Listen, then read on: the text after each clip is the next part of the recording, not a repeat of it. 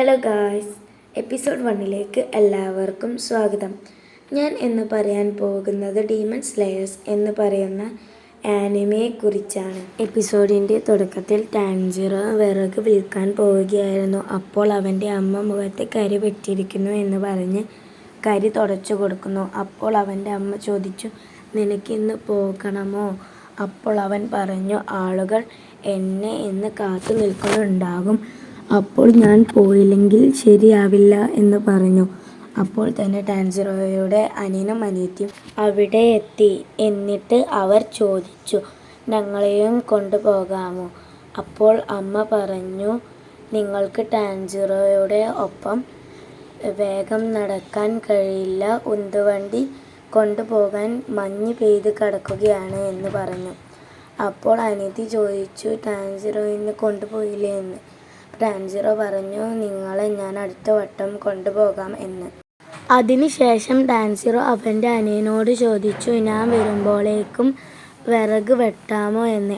അപ്പോൾ അനിയൻ പറഞ്ഞു ചേട്ടൻ വന്നിട്ട് വെട്ടാം എന്നായിരുന്നു എന്ന്.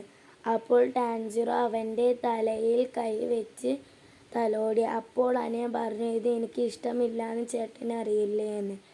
ടാൻജിറോയും അവൻ്റെ അമ്മയും അനിയത്തിയും അനിയനൊക്കെ ചിരിച്ച് ടാൻജിറോ അവിടെ നിന്ന് നടന്ന് നീങ്ങി. അനിയത്തി നെസുക്കയും അവരുടെ കുഞ്ഞ് അനുജനും അവിടെയുണ്ടായിരുന്നു. അനിയന് ഉറങ്ങുകയായിരുന്നു എന്ന് നെസുക്ക പറഞ്ഞു. ടാൻജിറോ അനിയൻ്റെ തലമ്മേ കൈ വെച്ച് ടാൻജിറോ നടന്നു പോയി. ടാൻജിറോ അവിടെ എത്തിയപ്പോൾ ഗ്രാമത്തെ മുത്തശ്ശി ടാൻജിറോ നീ എത്തിയോന്ന് സന്തോഷത്തോടെ ചോദിച്ചു. അപ്പോൾ ടാൻജിറോ അവരെ നോക്കി പുഞ്ചിരിച്ചു.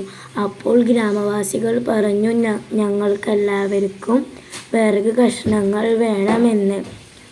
അപ്പോൾ ഒരു കുട്ടി ഓടി വന്ന് ടാൻജിറോ എന്നെ രക്ഷിക്ക് എന്ന് പറഞ്ഞ് ഓടി വന്ന് ഒരു പാത്രം പൊട്ടിയത് കാണിച്ചു. അപ്പോൾ ടാൻജിറോ അത് മണത്തിട്ട് പറഞ്ഞു, ഇത് പൂച്ചയാണ് പൊട്ടിച്ചത് എന്ന്. അപ്പോൾ ടാൻജിറോയ്ക്ക് മണക്കാനുള്ള കഴിവ് അധികമാണെന്ന് നമുക്ക് മനസ്സിലാക്കാം. ടാൻജിറോ വിറകുകളൊക്കെ വിറ്റ് കഴിഞ്ഞ് വീട്ടിലേക്ക് പോകുന്ന വഴിയിൽ ഒരു വൃദ്ധൻ അവനെ തടഞ്ഞ്, ഇന്ന് രാത്രി വീട്ടിലേക്ക് പോകേണ്ട, ഡീമൺസ് ഉണ്ടാവുമെന്ന് പറഞ്ഞു. ടാൻജിറോ അത് ശ്രദ്ധയോടെ കേട്ട് അയാളോട് പറഞ്ഞു, എനിക്ക് മണക്കാനുള്ള കഴിവില്ലേ, അതുകൊണ്ട് കുഴപ്പമില്ല എന്ന്. അപ്പോൾ അയാൾ പറഞ്ഞു, രാത്രി പോകുന്നത് സുരക്ഷിതമല്ല, നീ ഇന്ന് രാത്രി ഇവിടെ വിശ്രമിക്ക്, നാളെ രാവിലെ പോകാമെന്ന്.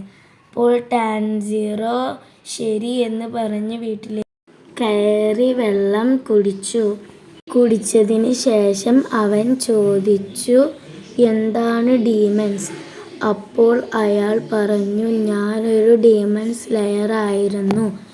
ഈ ഡീമൺസ് എന്ന് വെച്ചാൽ മനുഷ്യന്മാരെ കൊല്ലുന്ന ഒരു ജീവിയാണ് എന്ന് പറഞ്ഞു. അതിനുശേഷം അവൻ